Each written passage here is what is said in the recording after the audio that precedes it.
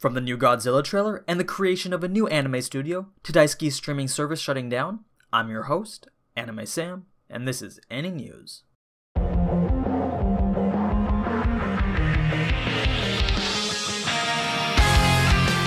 What's up, ladies and gentlemen, and welcome back to another episode of AniNews. There really hasn't been too much new anime related news to cover, so today's the scraps of what I could find that you may like from over the past week. So let's get started with the newest 30-second preview for the upcoming Godzilla film. I think I might be getting accustomed to all this CGI nonsense, because I'm not gonna lie, it doesn't look as bad as I thought it would. But yeah, lots of explosions, lots of monsters, and in case you didn't know the plot, it's pretty much the people who left Earth fleeing the threat of Godzilla. They're coming back to try to reclaim their lost planet. So don't forget, if you want to watch it, it'll be available on Netflix this coming November. Now, I remember reading that this show was actually one of the first in the giant mecha genre, and it was the one to introduce pilotable mech suits. So, after its initial release back in 1972, we get our first look at the remastered version of Mazinger Z, with its characters and who will be voicing them. But I think what you'll want to pay the most attention to is at the end, where we get to see very briefly how the mechs look. The show seems to do a weird combination of 2D and 3D, and according to a Crunchyroll article, the project will be animated in 3D, but presented in 2D.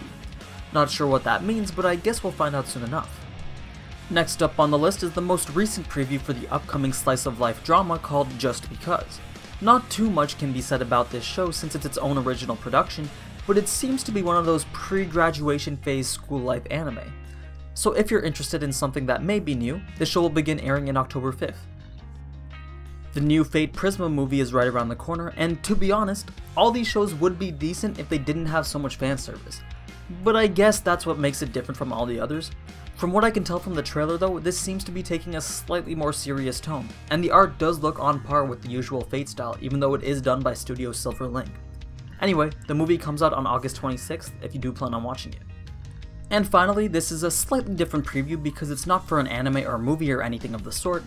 This is the preview for an animation studio that was recently founded by anime director Tensho, who was responsible for shows like Rewrite and the Godzilla franchise.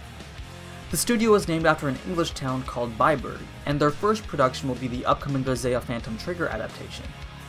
Now, in other news, it was recently revealed that we were getting a remake for the Saint Seiya franchise, and this is the first visual we've got.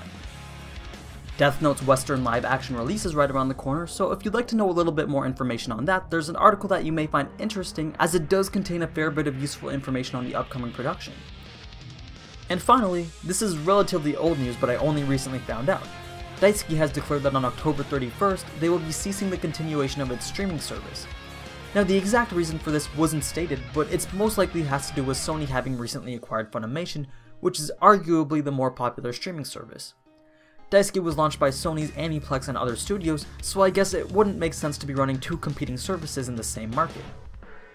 Anyway, that's pretty much all I got for you. A short video just keeping you up to date with what's new. So as always, thanks for watching, and if you enjoyed this type of anime content, then you already know what to do. So until next time, ciao!